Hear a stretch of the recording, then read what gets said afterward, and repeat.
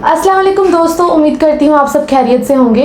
आज मैं जिस टॉपिक पे बात करने जा रही हूँ वो बहुत ही अहम है, क्योंकि पाकिस्तान में इसकी शरह जो है वो दिन ब दिन बढ़ रही है और उसकी बड़ी वजह क्या है? हमारा बैड लाइफस्टाइल।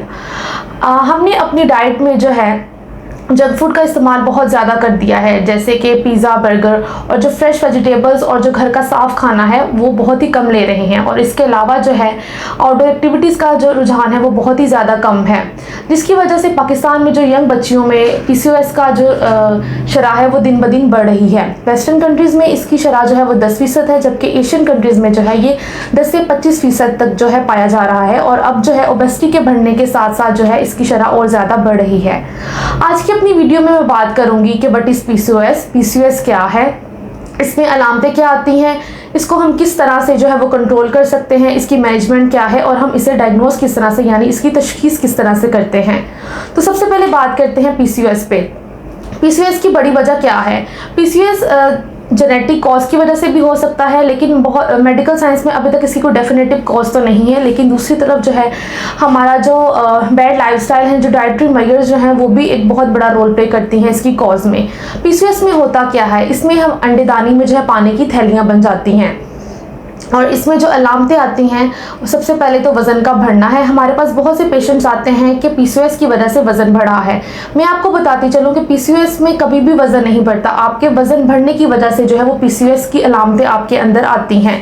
इसमें आपके मेंसेस जो है वो इरेगुलर हो जाते हैं। बहुत सी औरतें जो हैं वो हमारे पास आती हैं 2 मंथ या 3 मंथ्स या फिर 6 मंथ्स की जो है वो गैप के साथ। इसके अलावा जो है आपका वज़न बढ़ता है, आपके चेहरे पे जो है वो गैर ज़रूरी बाल आते हैं, और चेहरे के अलावा दूसरे जिस्म के हिस्से पे भी।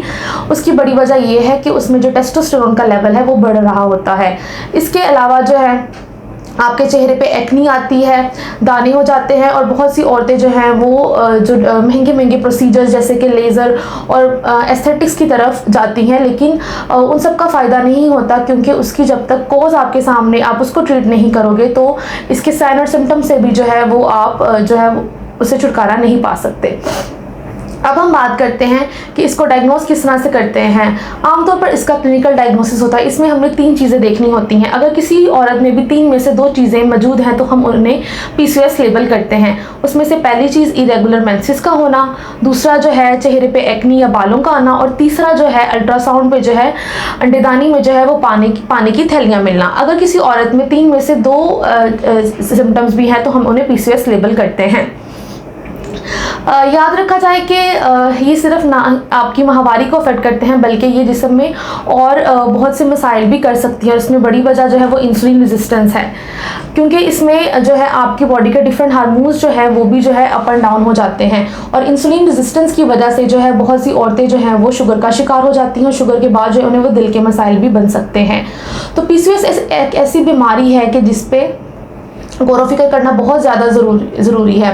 अब हम बात करते हैं इसकी मैनेजमेंट के बारे में। तो सबसे पहली जो चीज़ इसके अंदर आती है वो है आपकी लाइफस्टाइल मॉडिफिकेशन, जिसमें आपने अपनी डाइट को रेगुलेट करना है। आपने अपनी डाइट से जो है जंक फूड को कम्प्लीटली जो है वो ख़त्म करना है, और उसकी बजाय जो है वो फ्रेश फ्रूट्स, वेजिटेबल, जूसेस का इस्तेमाल ज़्यादा करना है। आपने रोज़ाना जो है वो ब्रिस्क वॉक करनी है 10 से 15 मिनट के लिए। इसके अलावा अगर हम मेडिकल मैनेजमेंट पे आएँ तो मेडिकल मैनेजमेंट में भी डिफरेंट कैटेगरीज़ हैं। उसके अंदर हम ग्लूकोफेज पेशेंट को प्रिस्क्राइब करते हैं वेट रिड्यूस करने के लिए, और इसके अलावा कंबाइंड ओरल कंट्रासेप्टिव पिल्स, जिससे जो है इसके अलावा मेडिकल मैनेजमेंट की बात करें तो उसमें ग्लूकोफेज एडवाइस करते हैं, जो कि वज़न को कम करने के लिए दी जाती है। बहुत से पेशेंट्स कहते हैं कि ये तो डायबिटीज़ की मेडिसिन है, लेकिन याद रखा जाए कि ये ना सिर्फ डायबिटीज़ में बल्कि ये PCOS में भी एडवाइस करते हैं। इसके अलावा कंबाइंड ओरल कंट्रासेप्टिव पिल्स। याद रखा जाए कि PCOS का जो इलाज जो है वो इसका डेफिनेटिव इलाज तो अभी तक सामने नहीं आया, लेकिन अपनी लाइफस्टाइल मॉडिफिकेशन से आप बहुत हद तक जो है PCOS की कॉम्प्लिकेशन, जिसमें एक बड़ी कॉम्प्लिकेशन इनफर्टिलिटी है, उससे आप बच सकते हैं। This is all about PCOS। उम्मीद करती हूँ आप सबको आज की वीडियो पसंद आई होगी। Thank you so much.